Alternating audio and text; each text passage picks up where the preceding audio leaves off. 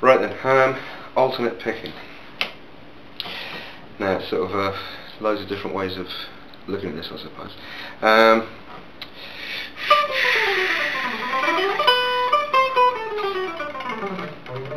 Turn up a bit.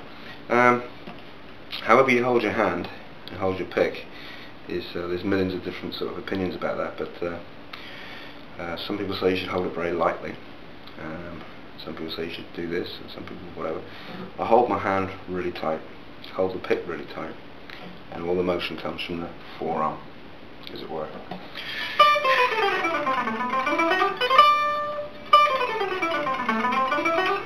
I'm going to be using a G major scale, but starting on the B note, 7th fret area.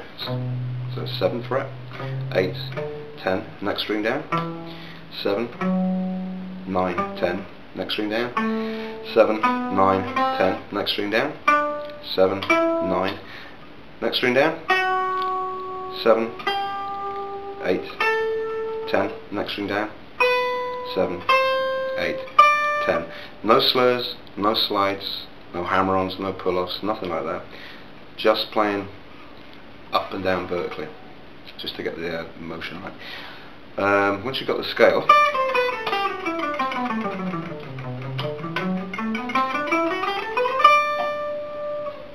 you need to put down some really heavy accents. We're going to do groups of 4 notes now, 4 beats it was, so I'll play it very, very obviously. So.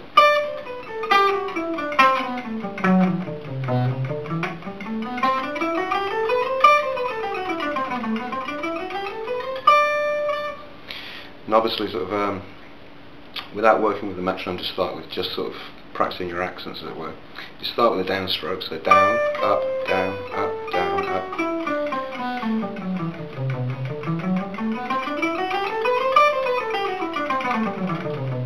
The accents are what's going to help you speed it up and keep it tight. And you're accenting only the downstrokes if you think about it. So down, up.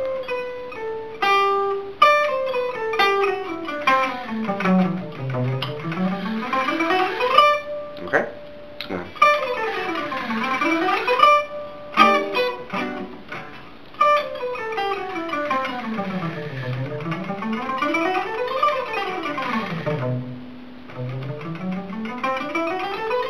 Now, trying to make the accents obvious is, I suppose, once you get used to it, you've got this muscle strength in there, and you've got this sort of facility with it, and then you relax a bit so it's not too obvious. But to start with, even if you're doing it really slowly, to build up the speed.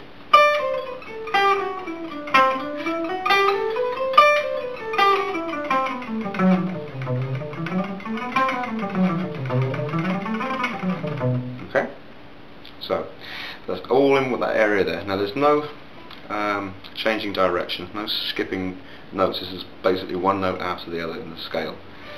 I'm going to do another one of these soon, which helps you change direction, because if you're not just going to play scale up and down, it's a bit sort of not particularly the most musical thing. But when you change direction, there's a whole new set of exercises to help develop that. So little things like that.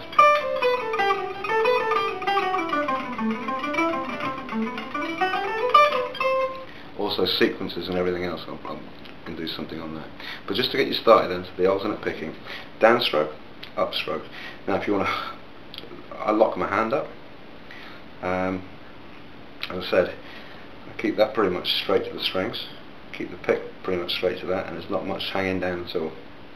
But I do hold it tight. I know a lot of people say you shouldn't do that, but then again, you've got to find out what works for you really. And I think the best way of doing that is if you're going to just take one note and one string, any string as it were, and actually try and pick that as fast as you can.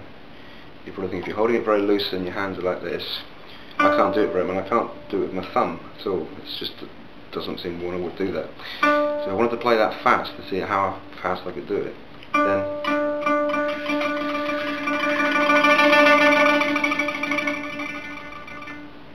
that to me would make would suit me, I suppose, really, but everyone else is going to have their own sort of way of doing with it. But I think the thing about alternate picking is not so much how you hold the pick or your hand or anything else. is things like developing a bit of stamina and balancing your upstroke and your downstroke. Good exercise if you're going to play just downstrokes on one note.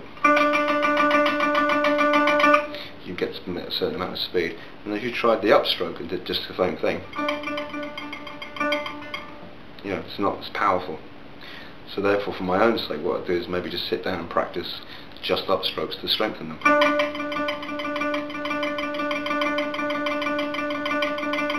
Maybe 10 minutes of that, then downstrokes, and combine them,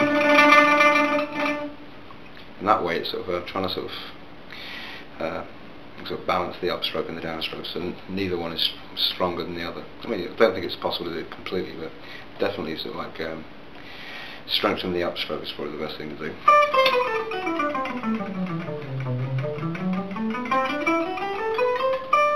But as I said, the accents are the important things, and only 4s to start with. You might want to go to 2s. 1,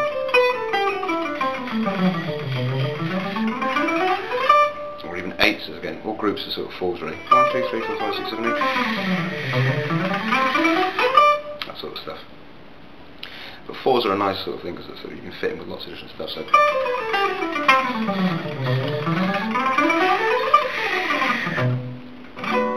okay, so that's the beginning part of alternate picking. And I'm going to cover loads of exercises and stuff to help you out of that. Okay, good one.